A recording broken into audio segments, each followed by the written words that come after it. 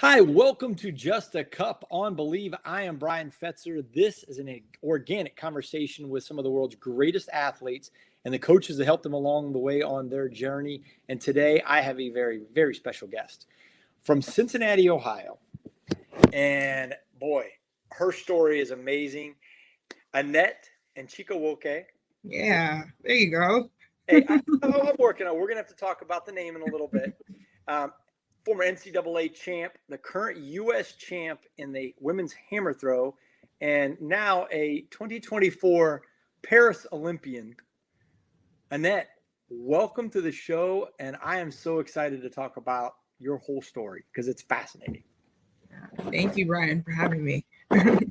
So, first let's talk about the name because I mean, unique name. I've had a number of Nigerian athletes, in my lifetime as a coach. Yours is very unique. It's a little different than, I guess, what I'm used to. Yeah.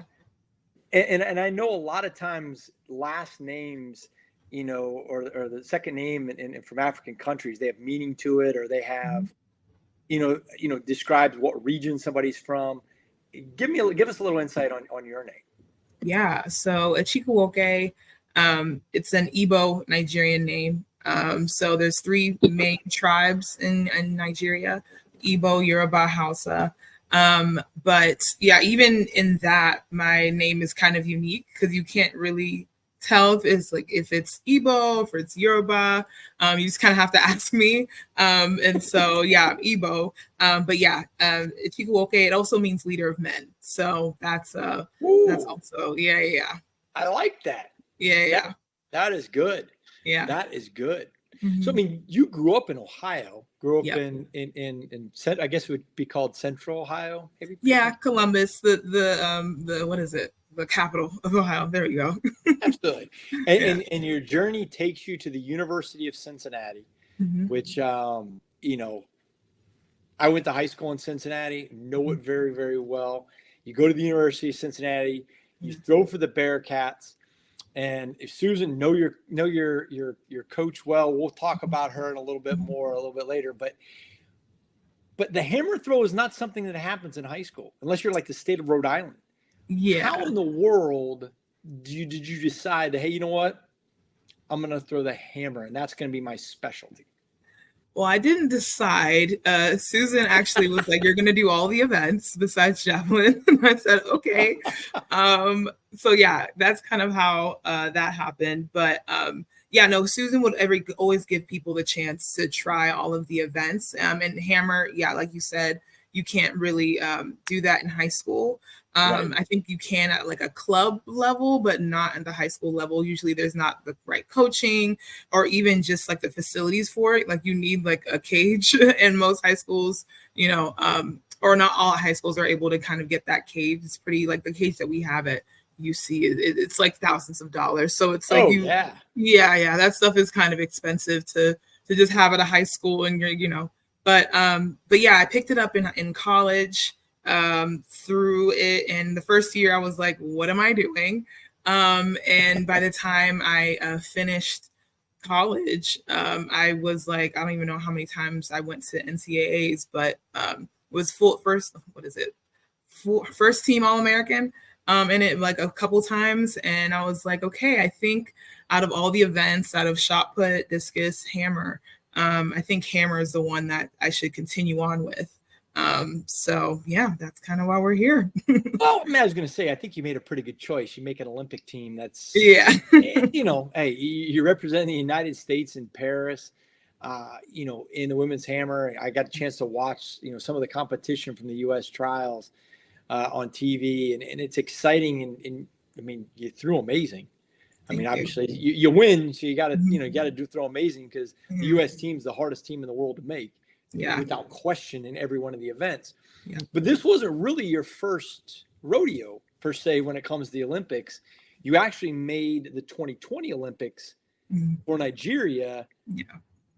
And that whole story is crazy. That I'm going to let you explain it, but wow. I mean, not to be able to make a team. Yeah. But not be able to compete. Dive into that a little bit. Yeah. So yeah, initially went out for the Nigerian Olympic team, Nigerian national team, and made the team through the Olympic standard. And I was like, okay, we're going to go through with this. And when we get to the Olympics, we're informed that we might not be able to compete. We might be ineligible. And we're kind of like sitting there like, why? You know, we've made the marks, like we're here. You guys have elected us for the team. Like, what it was going on. And they basically were like, well, you guys didn't put in whereabouts and all this stuff. And we're a category federation. And we're like, we don't even know what that means. We have no knowledge of anything that you guys are telling us. But yeah, essentially Nigeria was an A category federation, meaning they would need 3 out of competition tests per athlete. 10 months prior to a major championship, so like a world championship or an Olympics, and at least 21 days apart. We had no idea about this. We had no idea of the category level. So we were very unaware going into the Olympics. And with that, they officially told us that on my birthday, actually, that we wouldn't be able to compete. So out of the 23 athletes they brought, 10 of us were not able to compete. On your birthday? Yeah. Now that is not a birthday present I would ever wish upon anybody. No. You know. Yeah. Well, I mean it's one. It speaks of resiliency for you to make it, not get a chance to compete, but then bounce back, and the next Olympic cycle, you make the team. Yeah. Obviously for a different country. From a mental, I'm just trying to think of from a mental standpoint. How did you overcome the roller coaster ride that you would have been on? Yeah, no, I think a big thing is like I knew I was supposed to be doing what I'm doing hammer throw. And you know, obviously when you go through that kind of heartbreak, you're like, I don't even want to think about doing this again. You know, you're just trying to pick yourself up. But I feel like honestly, like God's really just called me to do this. Called me to throw hammer. And I don't know why, but I'm like, okay, God, I'm just listening to you. And then even in that time, there was just such a through line of like, okay, this is what you need to do still, and we're going to move forward. And so for me, I knew to move forward, I didn't have the heart to go back and compete for Nigeria, and that I would have to move forward a different way. And so I decided to go kind of back to the US and compete. And it's been great ever since, honestly. So, I can say, I'm sure you being the U.S. champion now is a pretty nice end to the, I guess, first part of the story. The next chapter is going to be written in a short period of time in Paris. Yeah. But I think, I mean, that is just super encouraging, man. I mean, just the thought process of not letting it get you down and taking a negative and turning it into a positive. Yeah. That speaks volumes. It speaks volumes of you. Thank you. It's literally the grace of God that's helped me to like get to this point, and be able to continue on and better. So, yeah. Well, I mean, when you start talking about the transition from coach, from going in college and then you're going into the pro ranks, you know, in track and field specifically, sometimes in swimming and some other sports, you know, there's a change of coaches. And you've stuck along the same path that you had from a standpoint in high school or in college, where Susan's been your coach, you know, going on. What is that like, or how is that helpful for an individual to kind of stick with the same coach? Yeah. Well, one, I think she knows me as not just an athlete, but a person. And I picked up pretty quickly with her that she really cares about the athletes, not just as like an athlete and like your athletic performance, but just as a person. And that's something that's just always been, I've always seen with her since I started working with her. And so I was like, okay, I feel like she's a really good technical coach. And she cares for me just in general as a person, and wants to help me develop as an athlete. And I think I noticed that even when I was being recruited by her, And just like, she would ask me questions just beyond the athletic part of things. And I'm like, okay, like she's going to help me just grow as a person. Cause I wanted, wherever I wanted to go to school at the time, I was like, I wanted to grow as a person, be better, and come out better than just, and not just, oh yeah, I did, I threw really far or whatever. But just come out as a better person. I feel like she kind of helped hold me accountable to that. And then even when we had discussions about like post grad and post collegiate like athletics, it was just all those signs were there. Like she's still going to help me as a person. She's still like willing to work with me. And so I was like, okay, I think we're going to just keep on this path. There's no reason I should kind of run out of Cincinnati. And so the only reason I wanted to, if I ever was to consider it, was because of the weather, just Ohio weather in general. Yeah, I mean, if you don't like the weather, just wait for a little bit. It's going to change. Yeah, it'll change. That's a typical spring day in Ohio. Exactly. Sure. Exactly. What have you learned? Like, what do you think is the biggest growth point from you when you started college to now as the U.S. champion and Olympian? What's the biggest growth point you think you've had? Ooh, biggest growth point. That's a good question. I think.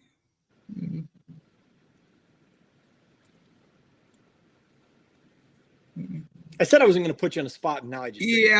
Now I'm like, okay, what is the biggest growth? I feel like I've had several. Like I've had a lot of things that kind of put me at this point now to the Annette that I am now, and just kind of made me more confident and more sure of myself. I think just being mindful, one of the things, being mindful, of how you regard people, how you treat people. Because I mean, people are going to be there to support you and help you and kind of, get you to that next level. You can't just, treat anybody anyhow. I think that's one piece. That's a huge growth part right there. Yeah, absolutely. And kind of having not only grace with others, but grace with yourself, because there is, when you do have, those changes, it's not going to be pretty, growth is not linear. And so you have to give yourself grace so you can keep getting back up even when you make mistakes. And so I think that that's something that's stuck with me.